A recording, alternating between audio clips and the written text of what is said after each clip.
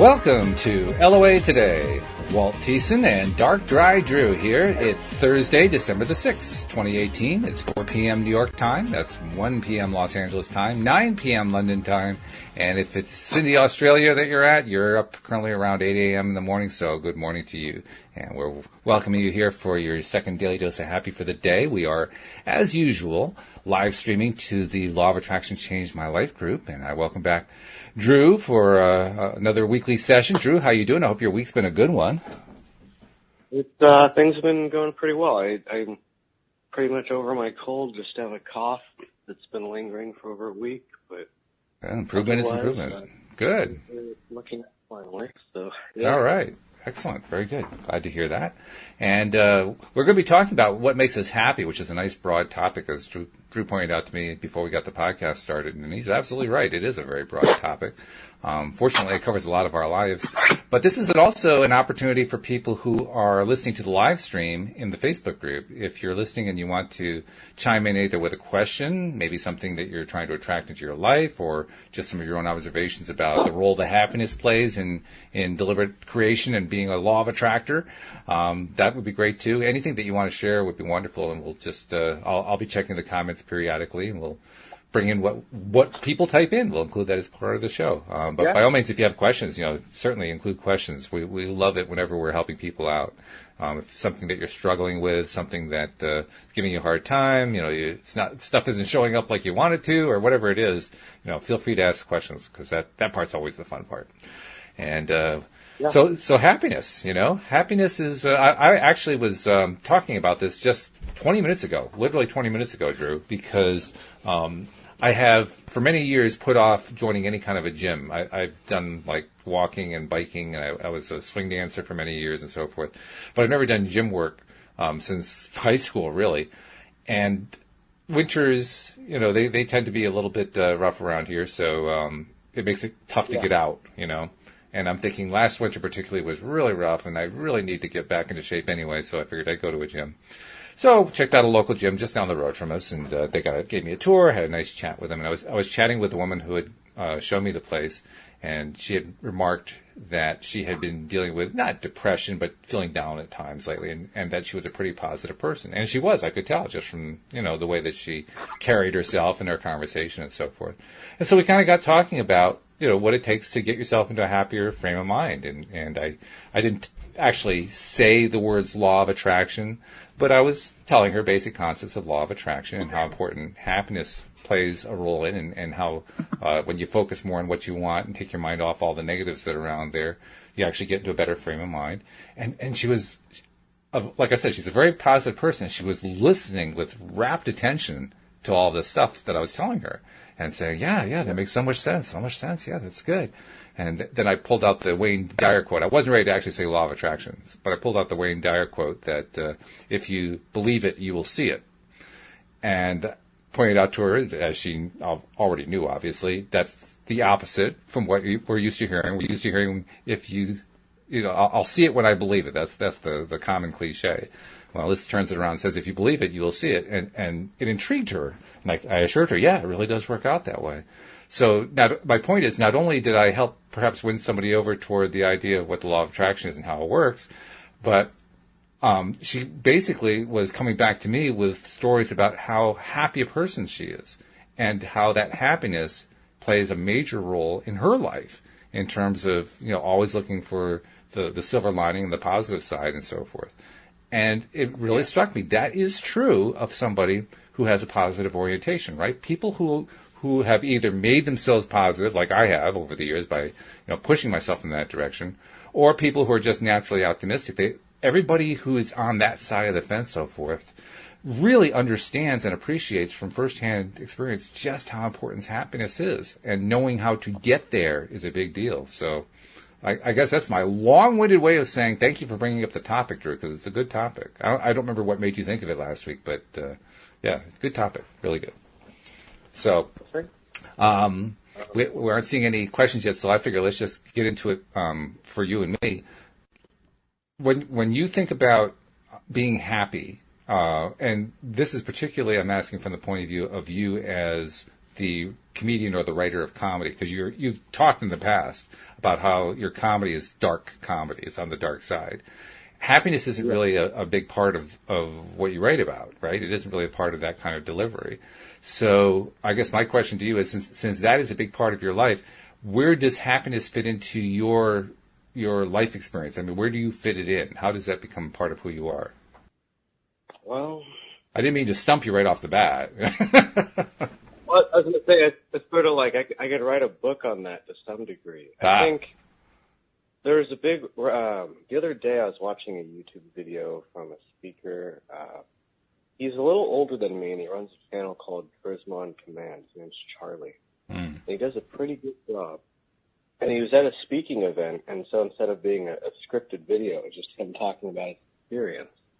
And one of the things he brought up was that he felt like he had this sadness inside all the time. That even doing fun things all the time, there was still this sort of like sadness in there that needed to be addressed.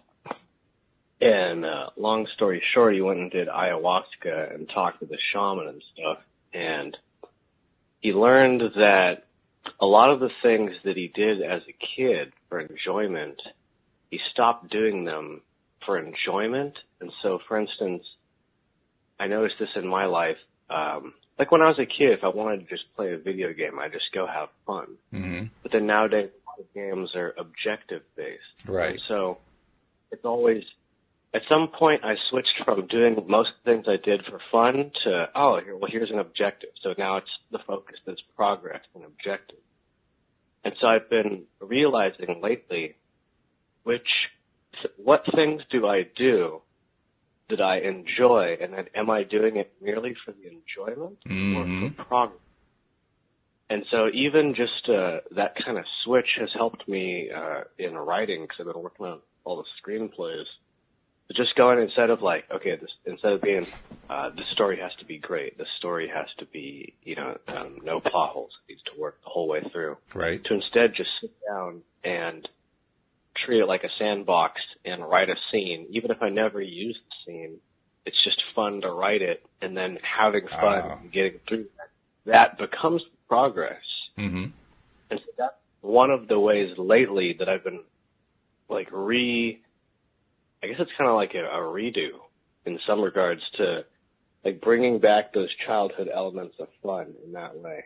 Mm-hmm. So yeah, because I guess for me it was easy because I've always been like a perfectionist, and then I had like really bad OCD when I was a kid. Oh.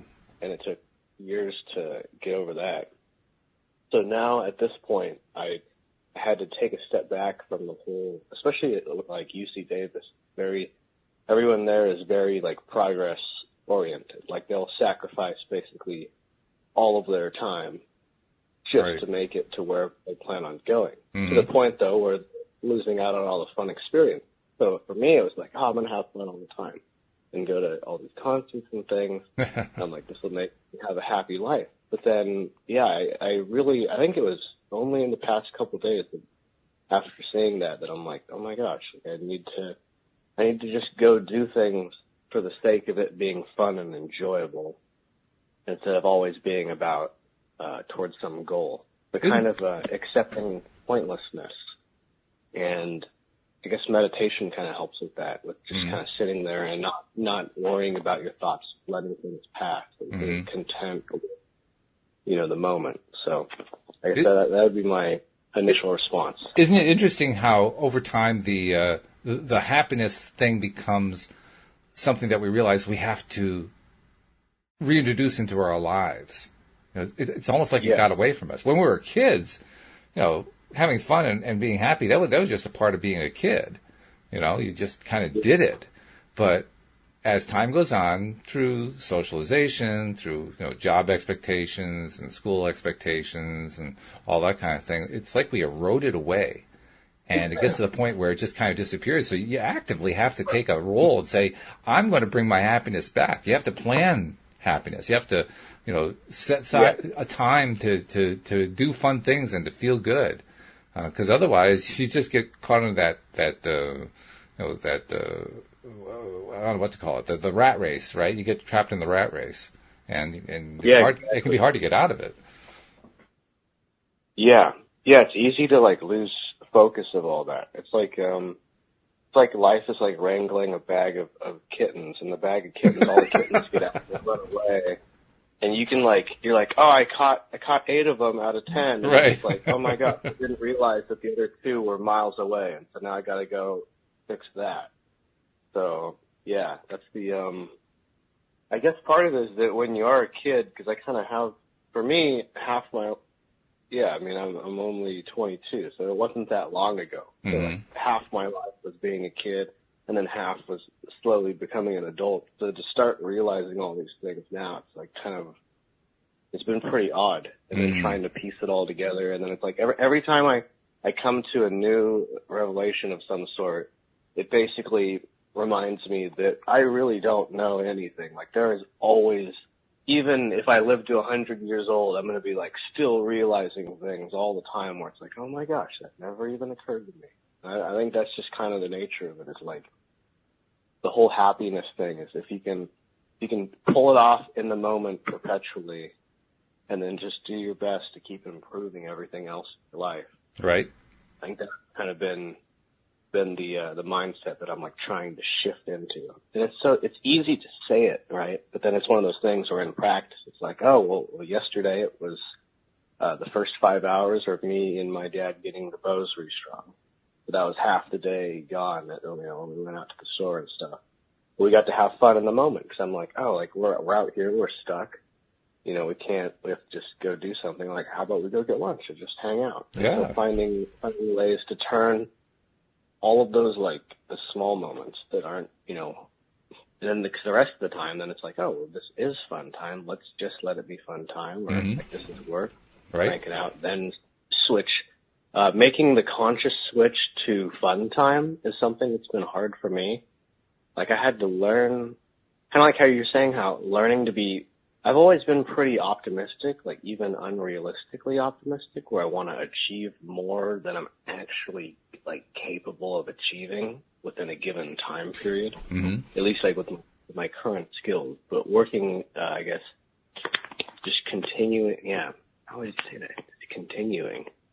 Yeah, the happiness thing does have so many layers to it. Maybe that's why no one can ever figure it out totally. Is that it's always changing because we are, and everything else in the world is. It's always something like cell phones. We don't really know the effect of cell phones. I'm pretty sure cell phones have spiked depression and suicide rates, and happiness. Gosh. What are your thoughts? Well, happiness is something that I think that we have to select. For the longest time in my life, I felt like happiness was something that happened to me. You know, it was outside of my control. That was the way I felt about it. And that I wasn't getting enough of it at one point, so I felt like I was being cheated. It wasn't until I was consciously made aware that it is possible to take control of my own happiness and to take control of not only of my happiness, but of whatever my emotional state is. I actually, this is the big revelation, that no matter what feeling I'm experiencing, whether I'm depressed or exhilarant or somewhere in the middle, bored, optimistic, frustrated, whatever it might be, I am the one who put myself there. I am the one who selected that feeling. That was the hard revelation for me, because I had so much in my life where I was not feeling good about myself, about my circumstances, about what was going on in my life. So to be faced with the prospect that I had done that to myself, that was a hard prospect to face. On the other hand, there was also the promise that goes with it. And the promise, of course, is that once you know you really do have control, to decide how you're going to react in any situation, no matter how traumatic it might be, no matter how surprising it might be, you still control your own, you decide how you're going to feel about it. You have control over that. And once I understood that I had that control, that was also freeing at the same time. So it was a little bit unhappy because I realized, oh, geez, I've been doing this to myself all these years. And on the other hand, it was freeing because I realized now I have a way I can climb out of it. I don't have to wait for some happy event to come along before I can feel good. I can choose to feel good right away. And I also remember my first few times trying deliberately to feel good and failing miserably because I was out of the habit, and even when I knew theoretically I could move my emotional set point, as it's called. I mean, I would try to move it, and I couldn't move it an inch. I couldn't move it a millimeter. It was impossible, or so I seemed, you know. But over time, I would have more and more experiences where I realized I was moving it, and that just kind of reinforced, yeah, I really do have this power. I really do have this control. I have the ability to control, or at least I can learn it, even if I've kind of forgotten it over the years. I can relearn it. It's like, you know, it's like the bicycle joke, right? Once you learn how to ride a bicycle, it's just a question of relearning it really quickly. And the same thing is true for controlling and selecting emotions. The part that was new was facing a situation X that would normally lead somebody to feel angry or unhappy or depressed or frustrated or something like that. Yeah. And in that situation, deliberately choosing to feel good anyway. That was the real bugaboo. That was the hard one.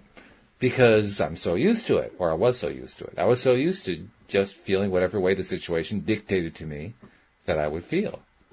You know? Yeah. But once I realized that even that was something I could change, now I started to feel empowered about how happiness could at least work. And now I became, at that point, I became really intent on learning how to do it more frequently and how to get myself into that better feeling place whenever I wanted to. And it's been an ongoing, a bit of a struggle at times, and it's been a journey. It's been an ongoing exercise just to learn to do that and learn to select that and to remember, just to flat out remember at any given circumstance, no matter what's going on, it's up to me how I'm going to feel. So, I mean, you alluded to the fact that I've been dealing with this medical issue with my wife. It's actually her medical issue. And there were a couple of times last week that were just awful. I mean, just horrendous. Yeah. And I remarked on it both this morning's show and one of the shows yesterday how my passion for wanting to help my wife soared in the middle of that. I reached levels of passion that I hadn't felt in months. And it was not, I didn't have to work to get there. I mean, it was just, boom, I'm there. There was this huge determination that I had, that I was feeling, that even though at the time I could see no hope for helping her, because the original diagnosis was just horrible.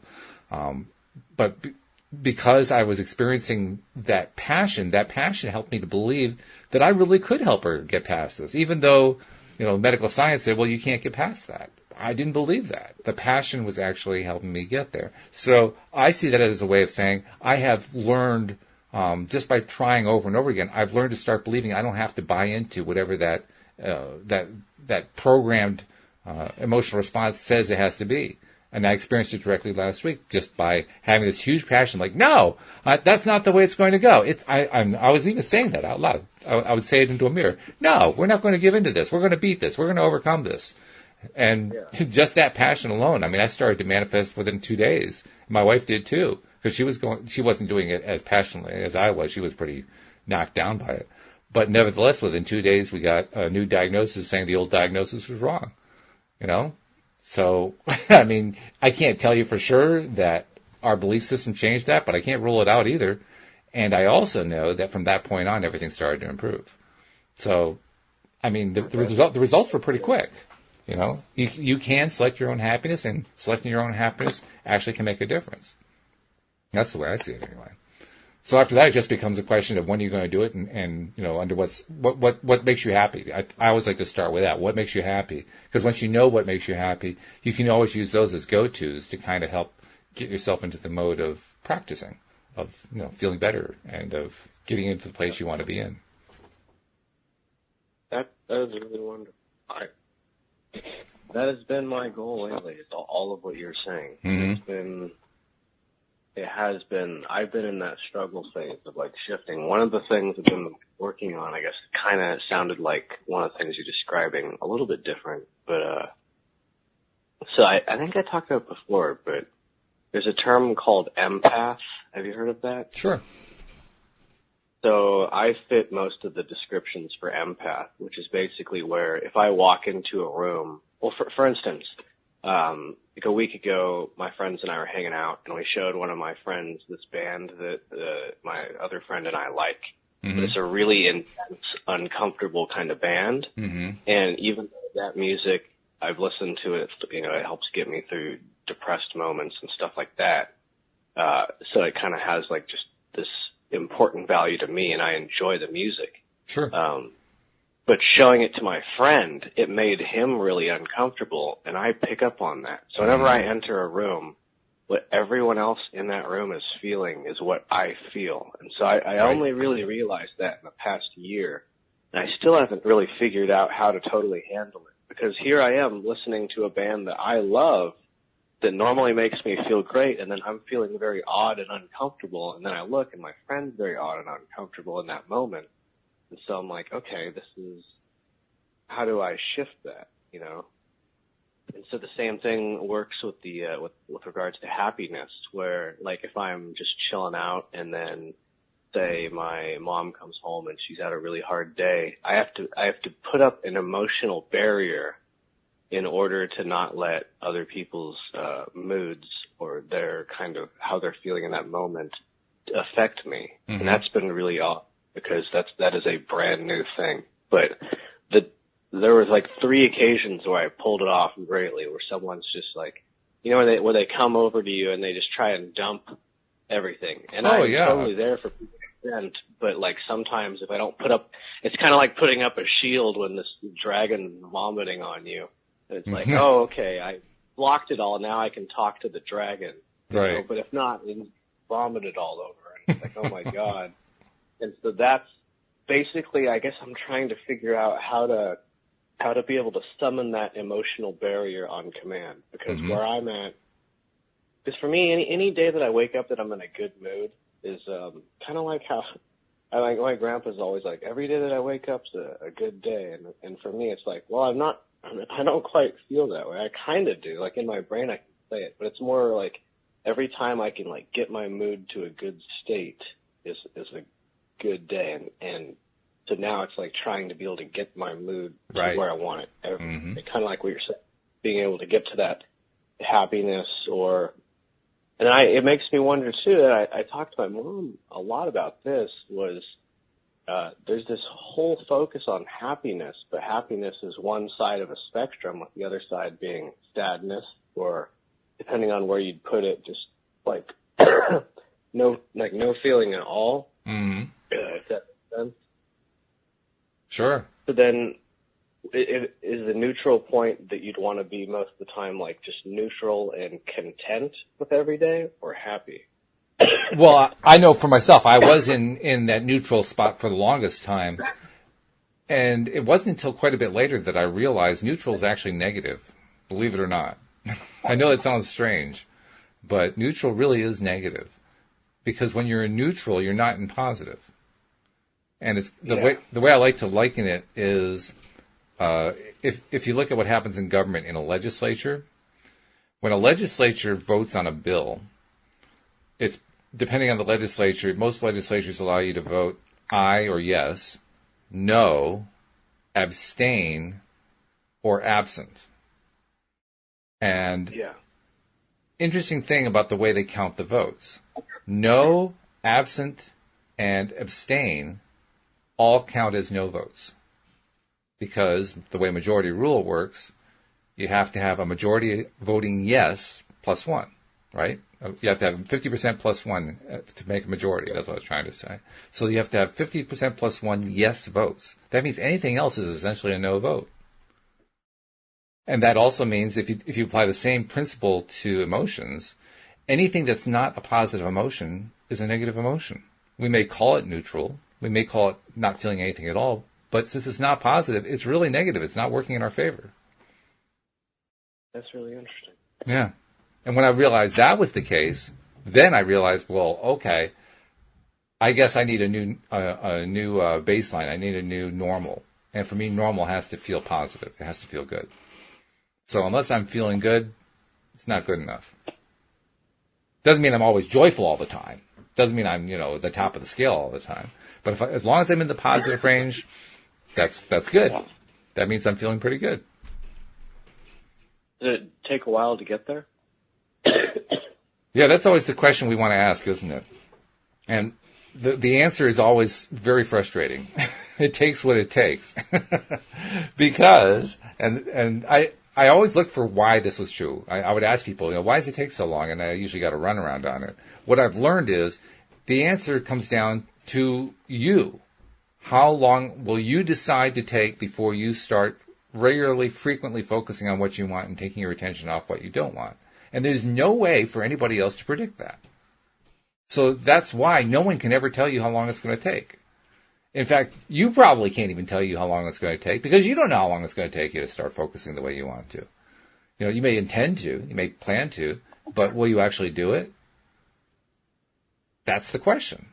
That's really what it comes down to. All right. And no one can tell you that. You might be, if there's anybody who can tell you, it's probably you.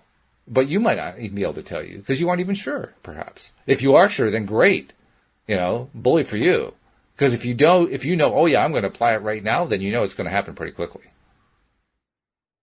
Especially if you're doing it every day and you're making it part of your daily experience. Because that's the other thing that I learned. We have, and even the gurus teach this, we have so many people who tell us, spend 15 minutes of your day focusing on what you want. And things will start to change. And that's true. The thing is, 15 minutes out of your day, you got 24 hours in a day. You're sleeping about a third of them. The rest of them you're awake.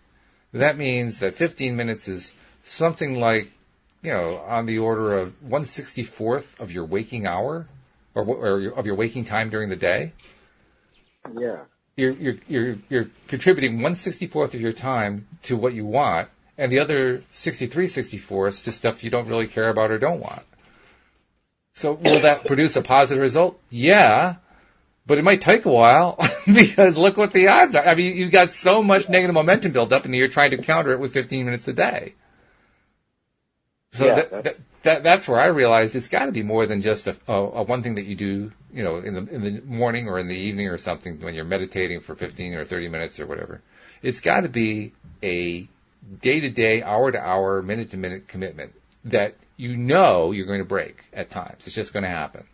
But I think it's about having a mindset that says, I want to feel good all the time. And as much as I can remember to do it and as much time as I can take to focus on it. Because, there are things we have to do. We have to go work jobs. We have to, keep the house up. We have to do the shopping and so forth.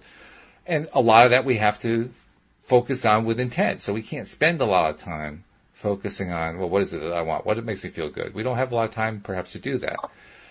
On the other hand, doing things like, things around the house. I mentioned grocery shopping. Even some of the tasks that we have to do if we're doing a job, working for a company somewhere, a lot of that, not all of it, but a lot of that can be stuff where you don't have to be intently focused. Now, there are some jobs that's not going to be true. Some jobs you have to be intently focused all the time. Okay, well, then that's the way that is. But we can look for opportunities throughout our day to say, you know what, I got a minute here. I got 5 minutes here. I got 10 minutes here. I'm going to focus on something that I really want in my life. And now I'm building up beyond 15 minutes a day every time that I do that. And I'm starting to develop it as a regular habit. Because we all know how valuable it is to have the habit, right? When you have happiness as a habit, then it's easy to hold on to. The hard part is when we don't have it as a habit. Now we're trying to rebuild it every single day. Yeah, a lot of this is new to me, so it's a process. It's new to me too. I mean, within the last few years, there was a time where nobody was telling me this stuff, You'd ask the experts and you get answers like, well, the positive is 100 times more powerful than the negative, which is true. And so it only takes a few minutes a day. That's true. It only takes a few minutes a day. If that's all you're able or willing to put in, a few minutes a day will make a change. It will make a difference.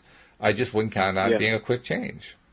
Unless you're already a very positive person, it's probably not going to be a quick change. So if you want to move things along quickly, you got to do more than a few minutes a day. You got to make it a throughout the day commitment, as much as you can do throughout the day, for whatever periods of time that you don't have to be focusing on something else. And if you do that, you can get change happening pretty quickly.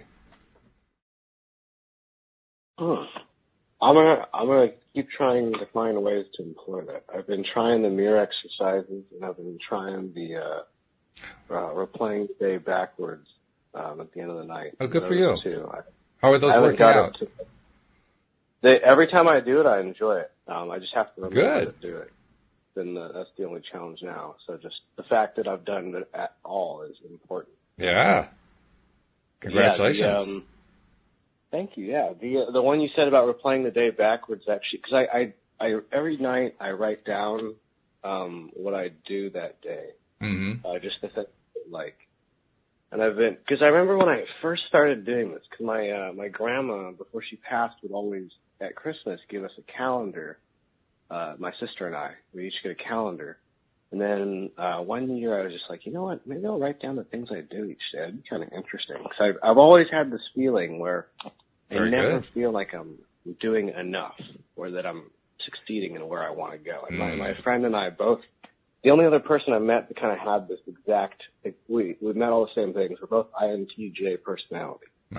And so most of our problems are the exact same. And it's just like trying to overachieve and setting standards way higher than we ever, like right now I want to write I have 12 screenplays that I want to write. And part of me is like, how the hell am I going to do this? The other part yeah. Talk about sit overwhelm. down, have fun, and write, mm-hmm. Because it's like that is intimidating and it sounds impossible. And so trying to find like that, just to make it fun. And I think that's it, is shifting it from progress focused to just like enjoying each moment as it is. Mm-hmm. Enjoying. So that was one of the things with the difference between, two of my favorite things are the stand-up comedy and then filmmaking. Mm-hmm. And I realized that for filmmaking, I love the writing. I love actually making the film and working with other people as long as they're all like at least somewhat positive about it and want to be there. Mm-hmm. And I loved the editing, and then I loved talking about it. So I'm like, I literally love every aspect of this process. But with a stand-up comedy, as much as I loved writing and performing, I didn't love waiting 3 hours in a dingy room for 5 days a week. And so I'm like, that's not the path for me. Mm-hmm. If that works for other people, that's cool. So then trying to, it's like you're saying where, if you do have a busy lifestyle, it's hard to like break down each of those aspects, like, especially during college. And then especially when I had internships and a girlfriend, all of that was just there's no time for introspection, essentially. But then now the past few months, I've taken time off and visiting family and friends. I've got a job that I'll start working, I think, in January. So good. So basically I had a 6-month period with mostly alone time and then with my dog. And I never anticipated all of the sort of the existential crises that would arise, but then persevering through each one leads to a new revelation of some sort, being, all the different things I've mentioned, where it's like I just realized how it's been 22 years and it just came to me that I should have noticed all these times, Mm-hmm. So, yeah. Very good. Yeah. Well, the fact that you've had that time to really introspect is a great thing to have. And you might even want to take some time to portion some of that out to focus more on the stuff that you really want because you've got it available to you. There are people who would kill to have that much time available. So you got it, take advantage of it, really, really go after it. But even for somebody who's, they're working an intense job and they're wondering, well, when can I try to work this stuff in? Almost everybody has some kind of household stuff they have to do. For me, lately for me it's been everything because my wife's been pretty much on her back most of the time. But most of the time I'm doing the cleanup in the kitchen and I'm doing some stuff around the house. I'm doing laundry, things like that. And all of those tasks, let's be perfectly honest, they're mindless. You don't have to think a lot about them. They're perfect. Yeah. They are perfect times. For me, doing dishes is the best time for me to start meditating on what it is that I want. Because I don't have to think about it. How much thought does it take to clean a dish? It just doesn't take much. So there's lots of free time there that you can use, and that's what I do. Actually, it's gotten to the point now. I used to hate to do dishes. I mean, I really despised it. Now it's like a place of respite. It's like a relaxing place, because now I know I can spend some time focusing on dreaming about what it is that I want. I can spend time creating my little vignettes and doing my vignettes. Have I told you about vignettes? That's something Cindy Chavez and I came up with. In the course of talking about the books of Neville Goddard, we were trying to find ways to express the way that Neville describes doing visualizing. And he has a very specific method that he uses, and he keeps emphasizing the importance of getting into the feeling of it. So his famous phrase, assume the feeling of the wish fulfilled, when you're doing your visualizing. So we were trying to think, well, how do you express that? And we realized it's a vignette, or like a little video, if you will, like a 10-second video that you create in your mind, is a great way to do what he was talking about. So, for instance, he tells the story of a guy who, this is back in the 1950s, and it was back in the early days of Arthur Murray, the dance studio. And they have franchises all over the place. This guy was very much into it, liked it, and wanted to get his own studio. He wanted to get a franchise. Didn't have the money for it, wasn't sure how to make it all happen, but he started following what Neville suggested to do, and created a little vignette in his mind, a little scene of himself shaking hands with the regional director of the company, congratulating him for taking over a franchise. And that has a positive feeling that you can tap into pretty easily. I mean, shaking hands with somebody, we all know that can feel good, especially if you're being congratulated for something, right? So that's a fairly easy one to build up. And then all you do is just replace that vignette over and over again, that little video, that 10-second video. And what's beneficial about it is, first of all, it makes it really easy to get into that feeling of the wish fulfilled, as he calls it. Second, you don't have to do a lot of inventing. Like, so often we feel like, if I want to attract, I want to attract a new job. So we feel like we have to figure, what's it going to like to be on the job? Where is it going to be? And who are we going to work for? And, what kind of tasks are we going to be doing? And is it going to be 5 days a week? Am I going to be working 40 hours? What's that like? How long is it going to take me to get to and from work? That's the way we usually go about creating these things. And Neville's saying, no. Far too complex. Just limit it to the end result. You've gotten the job. They're shaking hands with you. Congratulations, you got the job. That's what you have to visualize. And you get excited about that, and that will attract it. Well, that's a whole lot easier. So going back to doing the dishes thing, that's where I was coming from with this. If you're doing dishes, you can do that vignette in your head. You can just be doing the dishes and just playing that little video over and over again about being congratulated about whatever it is you're trying to attract into your life. That's why I say household chores are wonderful for this kind of thing, because it's the perfect time to focus on what you want. I'll have to start. I've always dreaded the household stuff. I normally just you and me both. Last week. Yep. Well, this gives you a different way to look at it, because now you know what the worst part about household chores are? The worst part is that they're mind numbing. Well, now you got something to do with your mind, and you're going to find they're a lot more interesting now. I think so. I'm writing it down right now. Mm-hmm. And by the way, while you're writing that, we haven't had any questions yet. I guess people have just been listening and watching. But this is not just a conversation about what makes us happy. It's also an opportunity. If you're listening to the live podcast, to the live stream anyway, if you're listening to the recorded podcast, obviously it doesn't quite work as well. But if you're listening to the live stream on the Facebook group, put in a comment and tell us what it is that you're dealing with, and we'll see if we can help you address it and figure out what the root of least resistance is for attracting what it is that you're trying to attract into your life. And hopefully this conversation is giving you some ideas along that line. But, I recommend it. I recommend doing that highly. I think it's really an effective way to use what's otherwise a really, really boring time doing household chores. Yeah,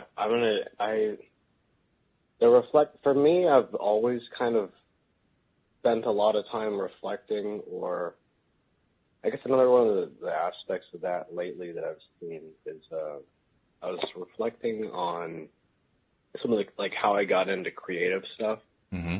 because I didn't actually really. I always drew and like played toys and made noises all throughout my childhood. Okay, I still pretty much kind of do that in different ways, But one of the things I realized was that a lot of the creative things that I've done, especially after ninth grade, they were essentially ways for me to cope with existence. Talk about what you mean by that. I mean, what does it mean to cope with resistance? What does that phrase resonate? What does that mean? Cope with existence. Mm-hmm. So the fact of existing and all of that comes with that. So especially in high school, middle school and high school, I had a lot of good times, but there was also a lot of rough stuff. Mm-hmm. And so, for instance, I remember in class each day, one of the things I would look forward to. So I was in high school. I was always able to like crank through all the work, and I'd have like a lot of downtime in class, especially the non-AP or honors ones.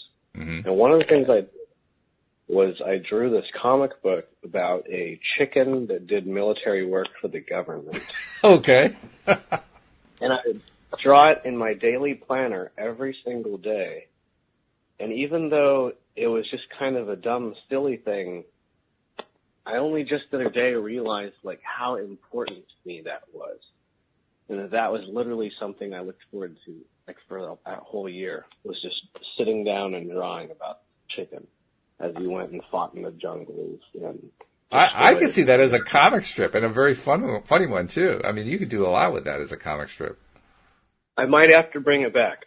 Yeah. Yeah. And it'll be re-updated so that now encompasses all of the new life problems I'm facing. Does the chicken have a name? I don't remember. I need to find it because I can't. It's got to be somewhere. And it's not like it was good drawings. It was just me having fun and like just coping with the stomach problems getting worse, with my family's divorce and all the social pressure and school pressure, all of that. I just realizing like, oh my gosh, this wasn't me writing a story about a chicken. This was me like surviving my own life through this little chicken. And then, of course, other ways. Sure. I did a lot of writing and drawing. So that's good. That really does sound like a good theme for a cartoon. I mean, I don't know how popular they are. I imagine there's still some popularity for cartoon strips. But that would be a good one. Yeah. I mean, I could see that being like like a Bloom County kind of a thing, where it becomes an opportunity for you to do commentary on whatever it is you want to comment on. I'll probably try and bring that up again. I like that idea, so I appreciate that. I mean, all you really need we need a good catchy name for the character, for the chicken, for the military chicken. Did he have like a military uniform on? I mean, how did you know he was a military chicken? He was just a giant chicken with a machine gun. And he just went around and did whatever government work was needed of him. And if you know how contractor works for the government, it's generally not fun work, but the chicken had to do it. Mm-hmm. Okay. I don't know why. It's like maybe exploring why the chicken had to do it. You know, variation. He had a family back home. Was he depressed? You know. Yeah. So exploring the chicken's mind will be the next. Yeah, I'll think on that. You'll hear more, hopefully. It's a variation on the old joke, why did the chicken cross the road? In this case, why did the chicken join the military? Or why did the chicken become a paramilitary? Yeah, exactly. So it'll have to be a really, really deep and depressing story, and then juxtapose it against a bunch of really silly stuff. I think that's kind of my approach to most of those things as a way. I'm trying to think, maybe a name like Sergeant Chick or something like that, or Sergeant Feathers or something. I'm not sure. I'll need to look if I gave him a name. I have no idea. I strangely forgot. Maybe it's not that strange. Maybe I just repressed most of junior high and high school. Mm-hmm. That's common enough. So I think that, dredging up the past is a good way to work towards happiness, to figure out why you did things you did. Because it's sometimes, like one of the things I've noticed is that you can lose, kind of like we were saying earlier where it's with wrangling the bag of kittens, you can like lose track of certain aspects of your life and be like, oh my gosh, like I when's the last time that you do a certain thing? You might not realize it is the last time that you're doing it. There's a lot you'll ever be able to do it until it's too late, generally, where you're like, oh my gosh, we planned on doing more of that. We never did. And I think it's because I went through my room and cleaning out the closet and stuff. And I'm like, I remember buying this book and being like, I'm going to read that. And it's been 10 years. So, the whole life is what happens while you're making other plans. Right. Mm-hmm. So fitting that in with all the happiness, By the way, I have a name for you. Corporal Cluck. I like that. Like that one. I think that might be it. Corporal Cluck. That might be a new name. The Adventures of Corporal Cluck. Yeah. That could be fun. Yeah, that sounds awesome. I really love children's books. I've always been a kid at heart. And then going back and looking at a lot of them, you can tell that the author was processing something in their own life. Oh, sure. Even though book, like Dr. Seuss, there was some dark humor there. And then Roald Dahl, who wrote all the BFG and Charlie and the Chocolate Factory, all that kind of stuff. Right. His James and the Giant Peach was the one where I read that, and it was because once you know all the stuff, you're like, oh my god, this guy was like clearly very depressed and was having a very rough time. Right. And I knew that, so was I. And it was like, this book was, he wrote it for kids, but not really. Like, it's also for anyone that's going through what he went at that time. Sure. Yeah. Oh, gosh. We aren't getting any questions, but Bronwyn said hello, so I'll have to say hello to her. Bronwyn, how you doing? And she wants to rewatch the whole thing from the beginning, so that'll be great because she came in a little bit toward the end of it. But it's funny. I mean, I'm thinking about that cartoon. I'm thinking about you doing that as like a 3 or 4 panel cartoon, maybe just a single panel, like Far Side used to be. That actually could also be very effective. But you talked about how you were depressed when you were in junior high or middle school, and how I'm thinking there are so many kids who go through that. So I imagine you come up with some sort of theme that plays out in the various panels you draw that appeals to that generation, not that generation, that age group. I imagine you could probably tap into feelings in a way that lots of kids at that age would really, really appreciate. I just have that strong feeling you could do that, especially considering what your humor background is, because you're into the dark humor. Well, that would probably play really well with that age group. I'll have to see if I can figure that out. Yeah, I've actually been working on on designing a program for working with disabled students or students with disabilities, however you prefer it. But basically, because there's a ton of stuff that I wish I had known about disability. Where, for instance, at UC Davis, there's disability accommodations, which are literally like life-changing. I mean, and I didn't realize that until I just stumbled on it, I think, at the end of my 3rd year of college. And they're like, oh, you've got stomach problems? Well, what about if you take the test in a different building where you have access to a bathroom? Like, you don't have to do that. And it was like, oh my God, I wish I had known this all along. Yeah. And that's more of just like a technical thing, but more about the emotional skills, the coping skills, the importance of like having family and friends that are figuring out who's going to be able to help you through that disability, all of that kind of stuff. And that, of course, also has a big role with happiness as well, because people with disabilities they're at a huge disadvantage in most ways, in ways that they won't understand until they grow older, essentially. So,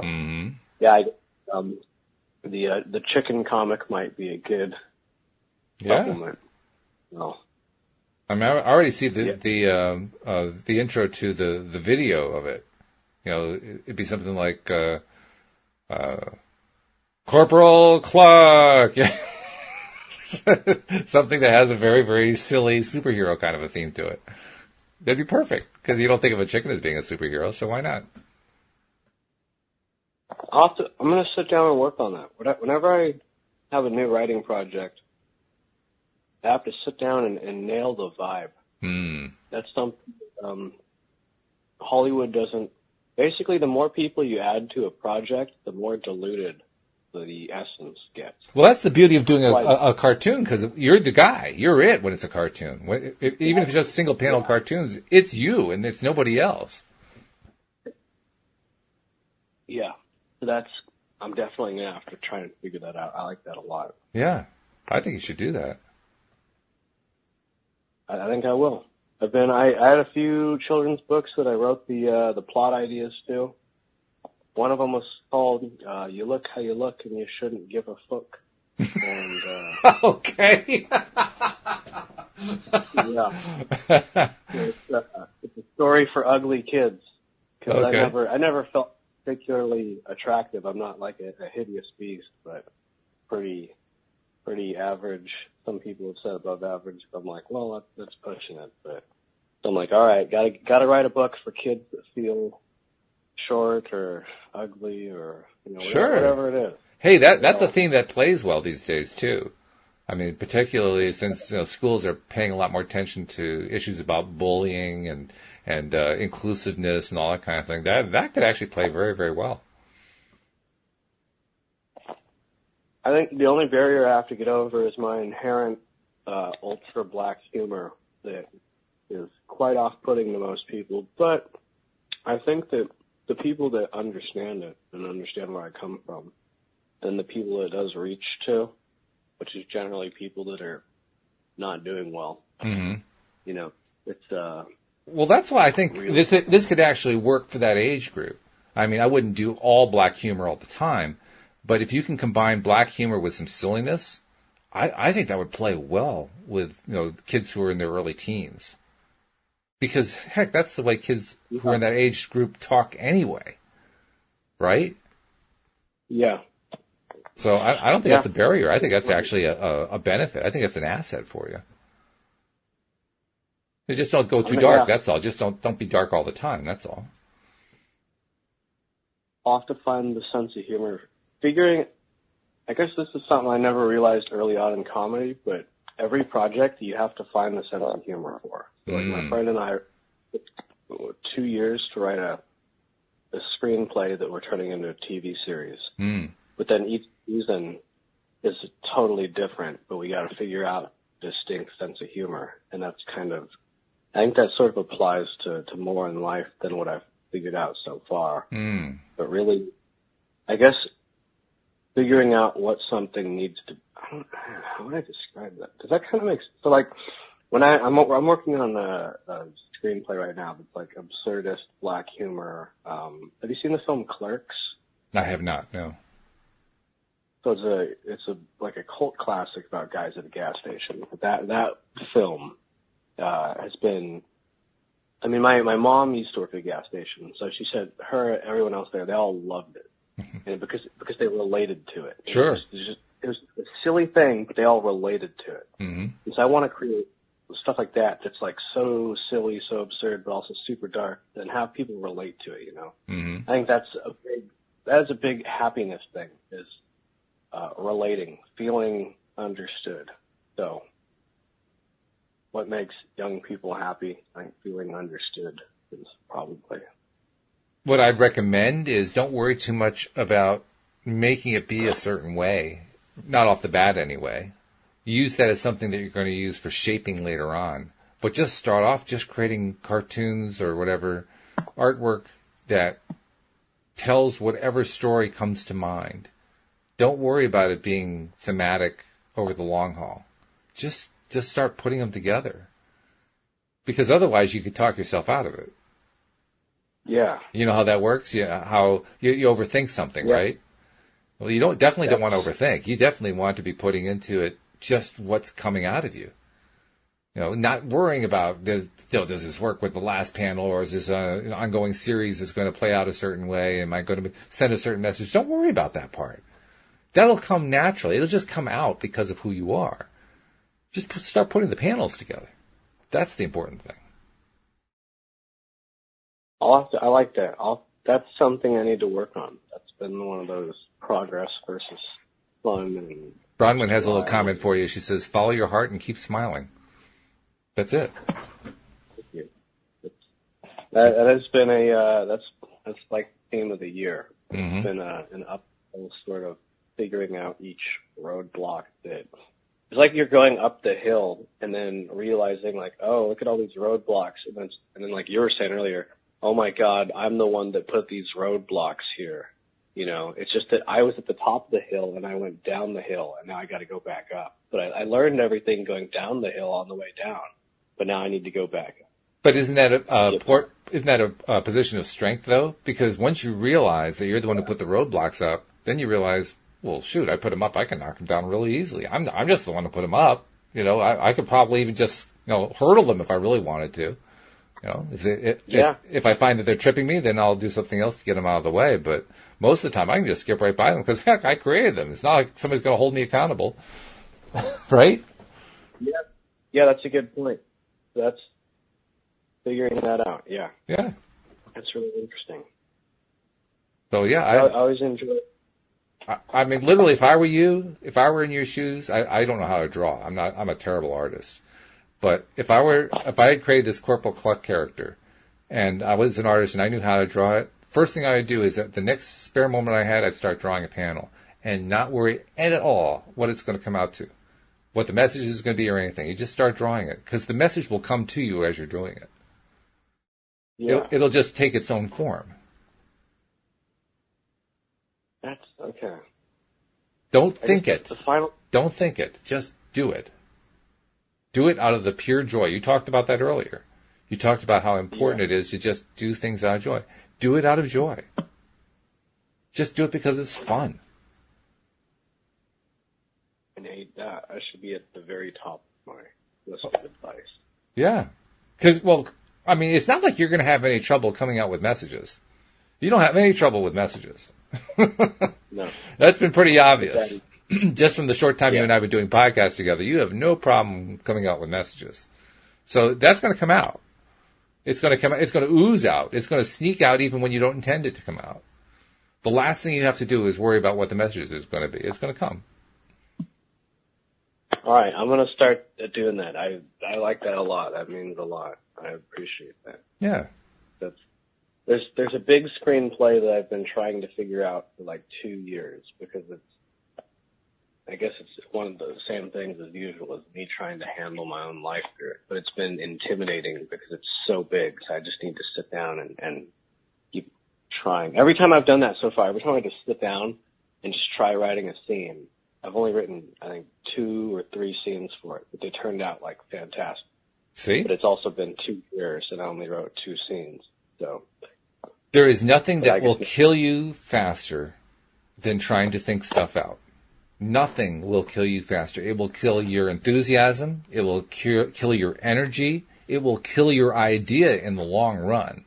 Because when you live in that space of back and forth long enough, it actually kills your idea. And that's the worst. So you definitely do not want to spend any energy at all, and certainly no time, on trying to figure out how to get from A to B. It's just a waste of time and energy, and you ruin ideas that way. You're much better off just diving in. And that's not what we're normally taught, is it? But I'm telling you, that's what works. Yeah. Well, I appreciate that, and that's going to be one of the 1,000 lessons you've taught me. So I'm excited now. Do me a favor. Bring us a panel. Bring us something that you drew about Corporal Cluck or whatever you're going to call him for next week's show, so we can show it on the screen. Okay. We'll see how it turns out. Yeah. It doesn't even have to be finished. Don't worry about that. Just, show us what you got. Okay. I'll write that down on my to-do list. All right. So with that, then we'll just leave it on that high note, and we hope you have a good week. Awesome. You too. I always enjoy talking and learning new things from each other, Absolutely. I enjoy it too. Thank you for doing it. And we'll see you all of our listeners, next time as well here on LOA Today. Goodbye, everybody. See you later. All right.